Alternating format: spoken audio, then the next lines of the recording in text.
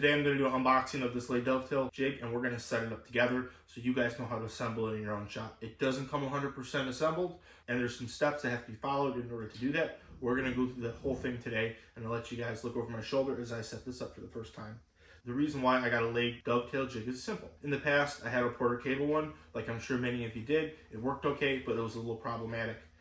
Over time, I want to start increasing the quality of my work to the next level, which means every drawer is going to be dovetailed to come out of my shop from now on. I'm wanting to get a good jig. That's what this is for. After all my research, everyone on the internet unanimously votes this as the absolute best dovetail jig out there, so I got it.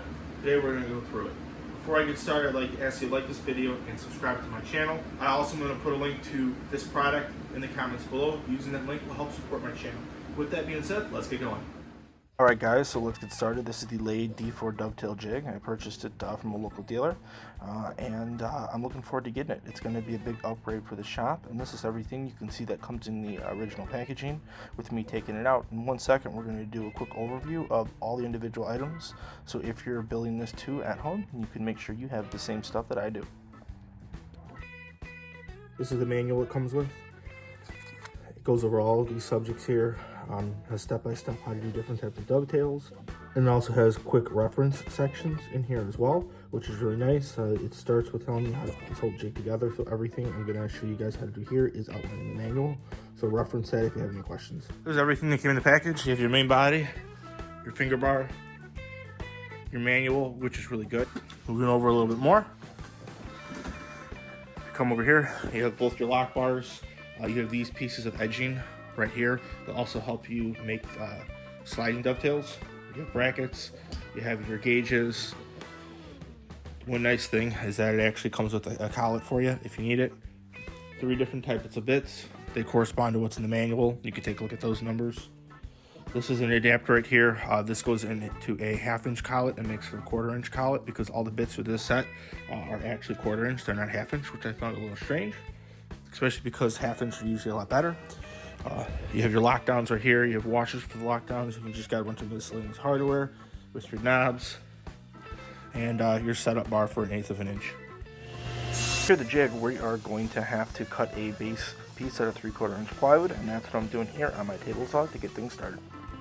We'll lay it out on our board, nice and center. We're going to mark the center point of our holes.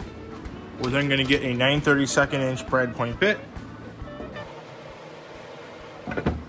Move the base off the plywood and drill out all 4 of the holes. Next, we're going to countersink the back, so these 4 screws that are going to come up to the bottom are flush on the other side and don't scratch our working surface of the table. We're going to use our countersink for it.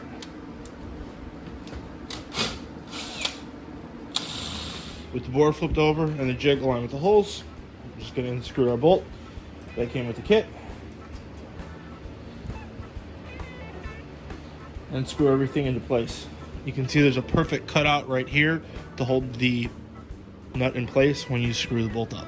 With the main body position on the plywood, where they're going to get each of the square nuts right here, we're going to put one on the top and one right here on the side. We're going to slide this one over, and then we're going to slide this one over. They're just going to sit here in these 2 spots for options for accessories down the road. Once they're in, they're just meant to slide in this channel right here on the top and down here on the bottom. If you take a look here on the left-hand side of the jig, you'll see an indentation here, an indentation here. The same thing's true on the right-hand side. We're going to build 4 of these total. We're going to pop this T-bolt right in here, and we're going to make it so the washer pops in this indentation, just like so. And we're going to lock this down and tighten it down with the wrench. These are the mounting points to the clamps. Just grab a 1/2 inch wrench and tighten them down snug. Next, we're going to grab the 4 springs that are supplied with this, put them on each of the studs, get our clamps, put them in place. Make sure you have the one with the emblem in the upper portion. We're gonna get our lower clamp. We're gonna do the same thing. You want this cup part of it facing the spring. With them in place, we're then going to get our cam and our washer. This flat side of the washer we want facing the actual body of the clamp. We're going to put it on. We're going to twist this on, and we're going to repeat this for all 4 of the clamps. The reason why I have the smooth side facing this way is this side has this little lip on it on all 4 sides. So when you're tightening, when you turn the clamp, it actually turns the washer too. Next up, we're going to grab our support brackets. Each of them are labeled right hand or left hand. You just want to set them up like this, so the right hand one's on the right hand side, left hand one's on the left. We're going to set them in place, just like so. We're then going to get our knobs that have a nylon bushing on the back. Go to each side, raise the clamp up, raise the bracket up as high as it'll go, and tighten it in place in that position. Next, we're going to work on setting up the fingers for the jig. We're going to make it so the pointy ends are facing away from us, and we're going to make it so the green is facing to the right of both sides. We're just going to get this notches and fit them onto the bar. We are not going to tighten this guy down yet. We're next going to mount everything to the jig.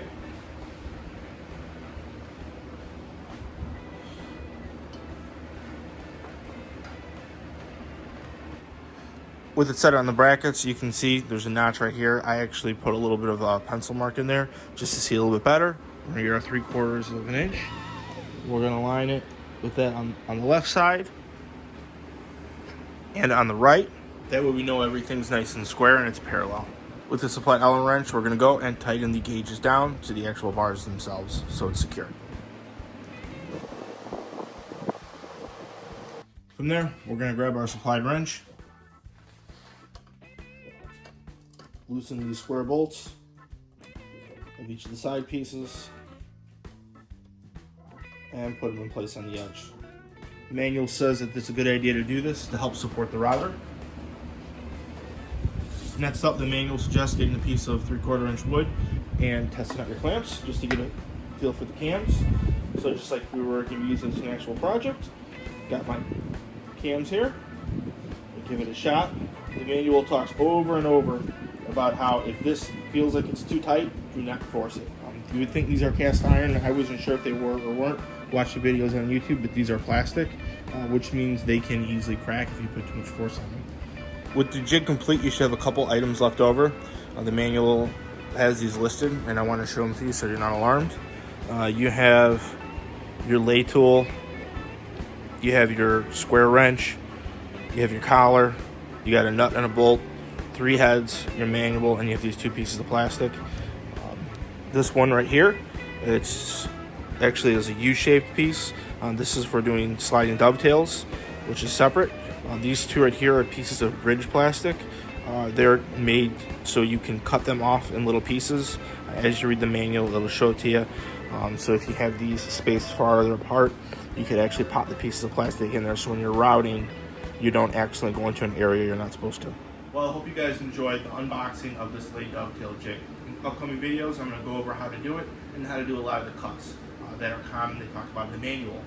I don't see a lot of videos about how to do all of them on YouTube, so we're going to produce them and I'm going to have them up for you guys to see. With that being said, I hope you like everything I'm sharing today. If you do, hit that like button. Don't forget to subscribe to my channel. Also, if you want to purchase this jig, I'm going to put a link to it in the comments below. Using that link will help support my channel. With that being said, thanks for watching. Have a great day.